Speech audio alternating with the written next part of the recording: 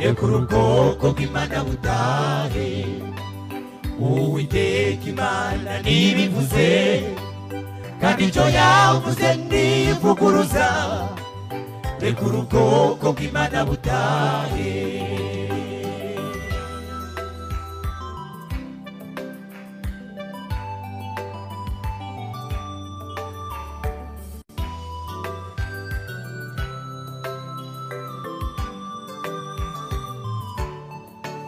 Iyo nkuru yabaye nziza kuri ubwo bwoko bwabaga mu bucakara.